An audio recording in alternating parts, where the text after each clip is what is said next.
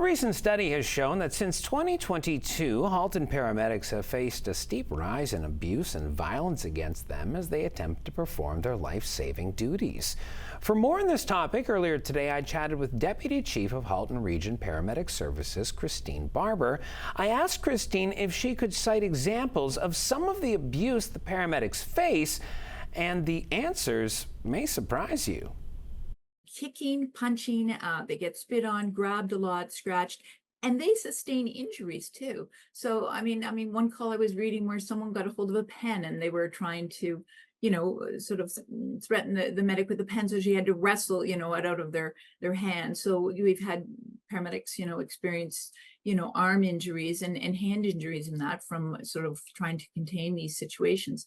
But one situation that really bothers me is when I read a report that it was really nothing to do with the patient and the call. So the medics arrive, and let's say someone is parked in blocking in a zone that's supposed to be for emergency vehicles to come in, and they can't get access, and they're asked to move, and then the person gets very irate with them and starts belligerent and foul-mouthed at them.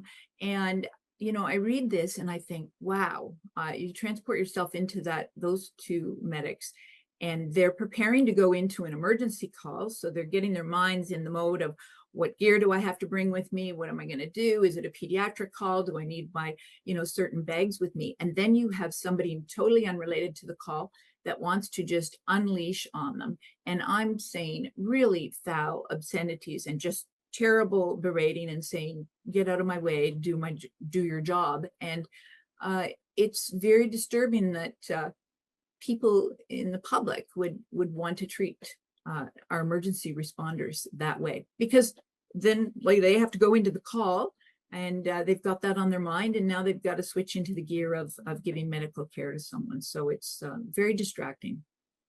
Now, I know obviously, we're doing this interview and there was a public service announcement to bring attention to this, but is there anything else being done to change the behavior from your end? Yeah, absolutely. Lots of awareness, like I said, awareness with the paramedic staff. So we're giving them training as well, de-escalation, crisis intervention training. They're all going for training in the fall, a one-day workshop as well. There's support systems.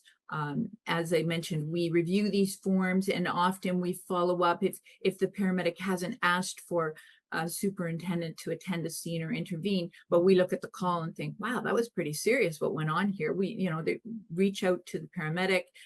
Sometimes there's charges that need to be laid, get the police involved. We work closely with the police. They're on board, very supportive. So police involvement and, just general awareness and support the paramedics. We have peer support groups. We have a psychologist on calls. So I reach out and make sure that they are looked after.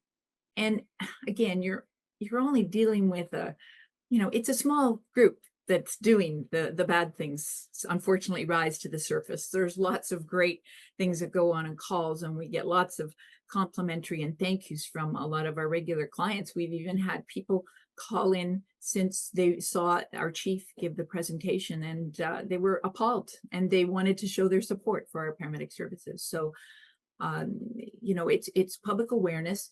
We are responding to help you, your family, your loved ones in a situation, and we don't need doing this negative intervention doesn't serve to help anyone. It doesn't serve to help the person they're responding to, and it certainly doesn't help the paramedics, because they wear this and then they take it back and they take it home. It affects their lives. And like you said, how are we going to recruit people to come to this job if they say, I'm not going to have someone grab and kick and do violent things to me at work? But it's great that it is now being put out in the forefront, and that people are comfortable to say, this is not right, this has to stop.